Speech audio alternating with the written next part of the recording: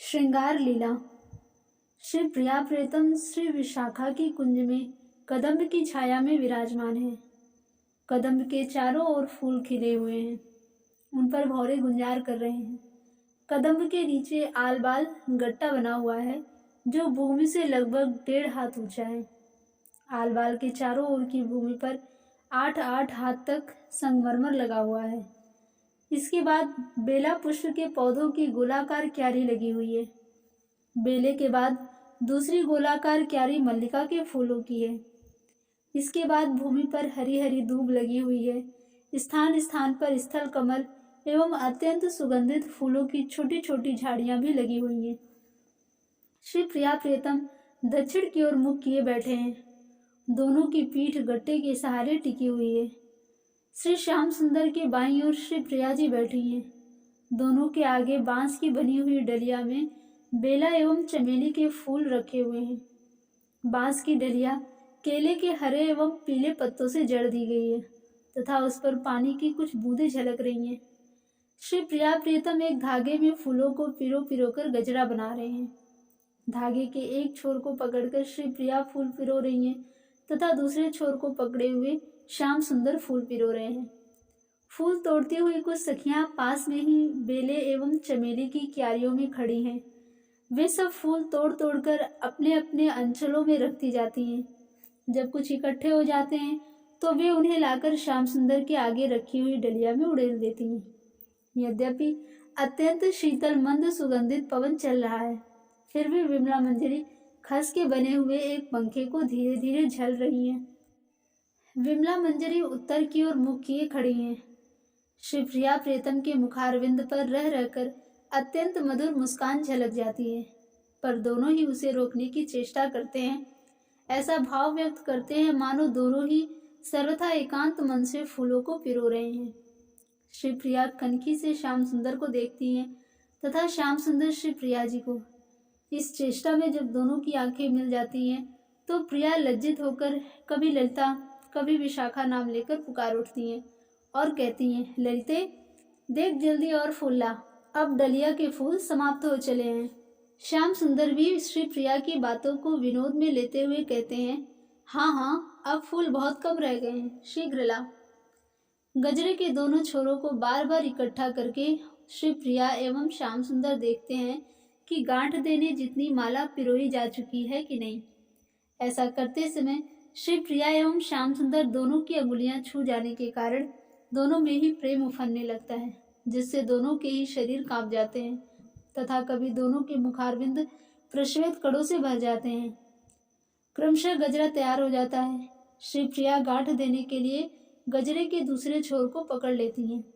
गांठ देने का कार्य हो चुकने के बाद श्याम सुंदर पिरोने के लिए फूलों को डलिया में से छांट छांट कर अलग अपने पीताम्बर के एक किनारे पर रख रहे हैं।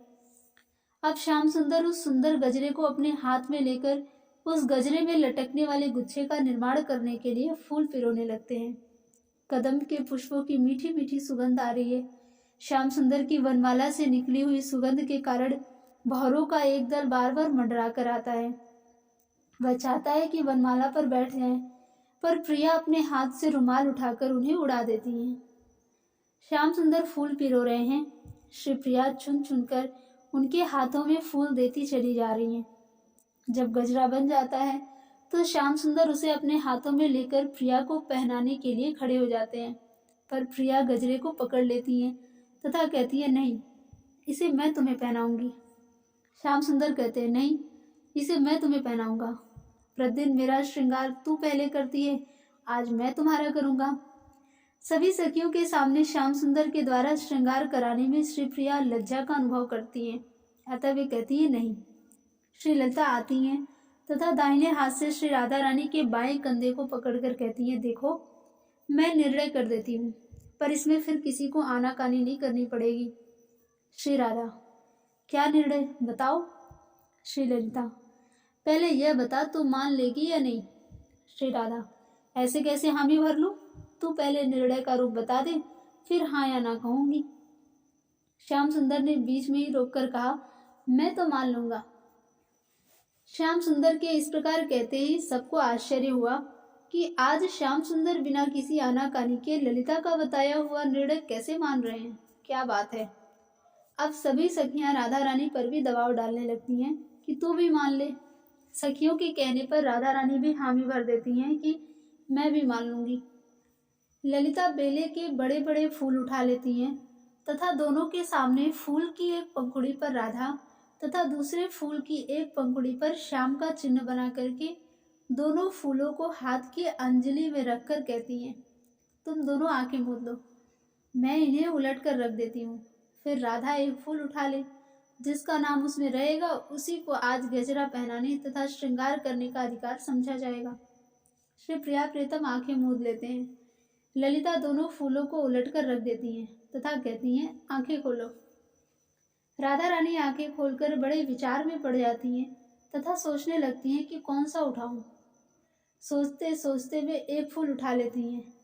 संयोगवश वे उसी को उठाती है जिस पर श्याम नाम लिखा था। श्री कृष्ण उनके उठाते ही दूसरा फूल उठा लेते हैं तथा देखते हैं कि किसका नाम प्रिया राधा ने उठाया है। देखते ही वे आनंद में भरकर गजरा श्री प्रिया के गले में डाल देते हैं तथा सखियां आनंद में निमग्न होकर ताली बजाने लगती हैं। अब फूलों का श्रृंगार प्रारंभ होता है। श्री प्रिया के लिए श्याम सुंदर भांति भांति के फूलों के गहनों का निर्माण करते हैं तथा उनसे श्री प्रिया को सजाते हैं। सखियां भी विभिन्न प्रकार के फूलों को ला लाकर डलिया में उड़ेलती जा रही हैं। अंत में श्याम सुंदर फूलों की अत्यंत सुंदर चंद्रिका बनाते हैं। उसे प्रिया के सिर पर बांधने के लिए वे प्रिया से पहले वाली रत्नमणि मोती जटित चंद्रिका को उतारने के लिए कहते हैं।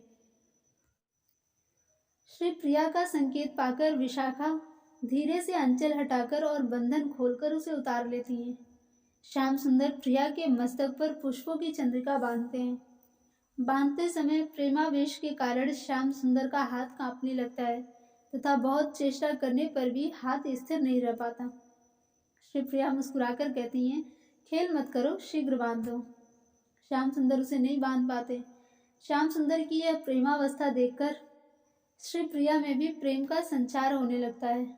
उनका शरीर भी कुछ कांपने सा लगता है। श्याम सुंदर अपने को कुछ संभाल कर मुस्कुराते हुए कहते हैं, मैं क्या करूं, तू सिर हिला दे रही है, इसी से मैं नहीं बांध पा रहा हूँ। श्री प्रिया मुस्कुराती हुई चंद्रिका को अपने हाथों से पकड़ लेती हैं तथा कहती हैं, लो देखो, मैं स्वयं बांध लेती हूँ। श्याम सुंदर का हाथ कांप रहा था, इसलिए वे चंद्रिका को श्री प्रिया के हाथ में दे देते हैं। श्री प्रिया जी चंद्रिका बांधने लगती हैं। श्याम सुंदर सामने पड़े हुए दर्पण को उठाकर श्री प्रिया के मुख के सामने करते हैं। फिर भी हाथ रह रहकर कांप जाता है, जिससे दर्पण हिल जाता है।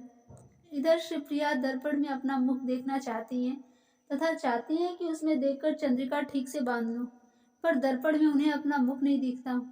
अपने मस्तक के स्थान में उन्हें दर्पण में श्याम सुंदर का ही सुंदर मुख दिखता है। अतः बड़ी कठिनता से वे चंद्रिका को अपने सिर पर बांध पाती हैं। चंद्रिका बांधते ही वे प्रेम से मूर्छित होकर श्याम सुंदर की गोद में गिर पड़ती हैं। श्याम सुंदर उन्हें अपनी गोद में लिटाकर अपने बाएं हाथ से खस के पंखे को पकड़कर झलने लगते हैं तथा दाहिने हाथ से श्री प्रिया जी के शरीर को धीरे धीरे सहलाते हैं। मधुमती मंजरी वीणा के तारों को शीघ्रता से ठीक करके सुर मिलाकर अत्यंत मधुर मधुर स्वर में गाने लगती हैं। तू है सखी बड़ भाग भरी, नंदलाल तेरे घर आवत है री।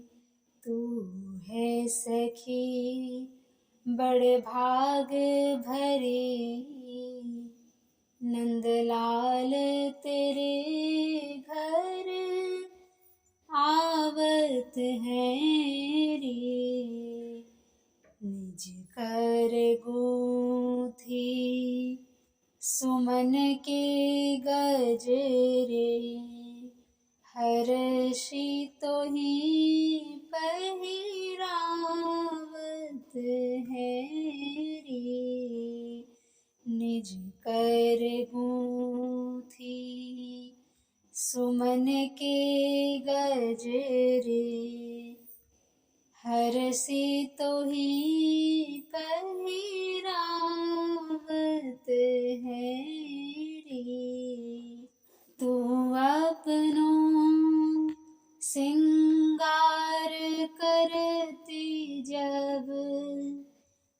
दर्पण तो ही दिखावत है री, तो अपनों सिंगार करती जब दर्पण तो ही दिखावत है री, आनंद कंद चंद मुख तेरी, निरखी निरखी सुख पावत है री, आनंद कंद चंद मुख तेरी, निरखी निरखी सुख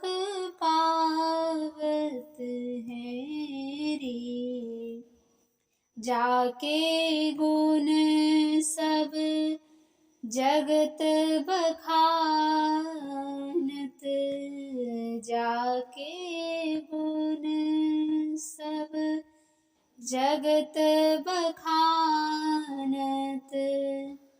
सो तेरो गुण गावत है री, नारायण बिन दाम आज कल, तेरे ही हाथ बिकावत है री, नारायण बिन दाम आज कल, तेरे ही हाथ बिकावत है री, तू है सखी बड़ भाग भरी, नंदलाल तेरे घर आवत है रे। श्री प्रिया की मूर्छा टूट जाती है तथा वे अपने को श्याम सुंदर की गोद में पड़ी हुई पाती हैं। वे लज्जा का अनुभव करती हुई घबराकर शीघ्र उठ जाती हैं और अपना अंचल संभालने लगती हैं। श्याम सुंदर हंसने लगते हैं, सखियां भी हंसने लगती हैं। अब श्याम सुंदर के श्रृंगार की बारी आती है। सभी सखियां आनंद में फूली हुई भांति भांति के आभूषण बनाती हैं तथा राधा रानी के हाथों में देती जाती हैं। श्री राधा रानी श्याम सुंदर को सजा रही हैं। जय जय श्री राधे।